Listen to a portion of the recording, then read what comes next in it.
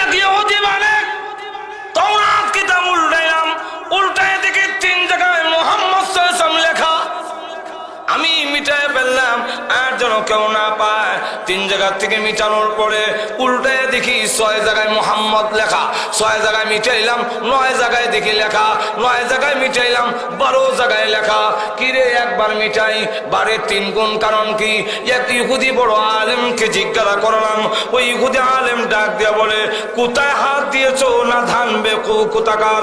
যেই নামের হেফাজতের দায়িত্ব স্বয়ং আল্লাহ গ্রহণ করেছেন, সেই নাম যদি তুমি মিটাতে থাকো, শেষ পর্যন্ত দেখা যাবে তাওরাত ইনজিলে মুহাম্মদ ছাড়া আর একটা শব্দ বাকি থাকবে না। এখন কি পরিমাণ আছে? এখন তারা কই দিছে 3টা প্রশ্ন শিখাই দিছে, নবীকে গিয়ে প্রশ্ন করো। তাদের উদ্দেশ্য হলো জবাব দিতে পারবে না। কি প্রশ্ন? 1 নম্বর প্রশ্ন হইল মুহাম্মদ সাল্লাল্লাহু আলাইহি ওয়াসাল্লামকে গিয়া বলো যে কোন ব্যক্তি সারা বিশ্বের প্রেসিডেন্ট ছিল, পৃথিবীর এক প্রান্ত থেকে আরেক প্রান্ত পর্যন্ত সফর করেছে? জুলকারনাইন সম্পর্কে গিয়ে প্রশ্ন করো। আটকে যাবুগা, জবাব দেওয়া তো না, তো আমরা কোন লাগতো না। 2 নম্বর প্রশ্নটা হইল কোন 7 যুবক তার নিজের ঈমান বাঁচাবার জন্য দেশ খের বাড়ি ঘর ছাইরা হিজরত করছিল? আসহাবে কাবের ঘটনা জিজ্ঞাসা করো। 3 নম্বরটা হইল রূহ কাকে বলে জিজ্ঞাসা করো। এই 3 প্রশ্ন শিখাই দিছে পরে রসুলের কাছে প্রশ্ন করার পরে রসুল বলেন আগামীকাল বলবো। কোন কাল? আগামীকাল। আজকে কি দিছি? আজকে কর না কেন? বললেন না, পূর্ণ ভরসা আল্লাহর উপরে, মুতাওয়াক্কিল আল্লাহর উপরে। আল্লাহ কইয়ে দিব আর আগামীকাল কইয়ে দিব। এখন জিবরাইল কইতাম আগামীকাল, ইনশাল্লাহ কইতো আল্লাহ বুলাইয়ে দিছে। কেন বুলাইয়ে দিছে?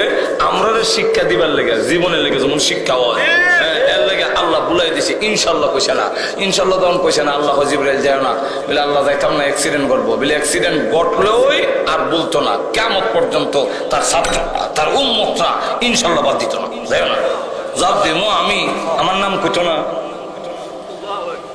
এখন পরের দিন 15 দিন হইছে আর জিবরাইল আয়না, রসুলও কয় না। কাফেররা কয় ও বুঝছি, আপনার আল্লাহ আপনাকে ছেড়ে দিছে, আপনাকে ভুলে গেছে। আর রসুলের আপন চাচি আবু লাহাবের বউরা উম্মে জাহিল, আবু জাহিলের মেয়েরা আয়া কয় ও মুহাম্মদ, তোমার কাছে যে একটা শয়তান হয় তো, এটা বুঝার এখন আসে না? শয়তান কারে কইছে? শয়তান কারে? জিবরাইলকে। তখন রসুলও মনে মনে করল, মনে আল্লাহ বুঝলি লেছে না জিবরাইলই হক বুঝলে লেছে, বুঝি না। ছায়ার জিবরাইল হক বললো না আল্লাহ বললো, নাহলে 15 দিন আয় না কে? রসুলও মনে করল। কাফেররা অপ্রচার কয় মুহাম্মদের উপরে একটা উফরি বর আছিল, ছেড়ে দিছে। আল্লাহ তখন তার রসুলকে সান্ত্বনা দেওয়ার জন্য, কাফিরদের অপপ্রচারের দাঁত ভাঙ্গা জবাব দেওয়ার জন্য সূরা দুহা নাজিল করলেন। আল্লাহ বলেন ওয়াদ-দুহা ওয়াল-লাইলি ইযা সাজা মা ওয়াদ্দা'আকা রাব্বুকা ওয়া মা ক্বালা।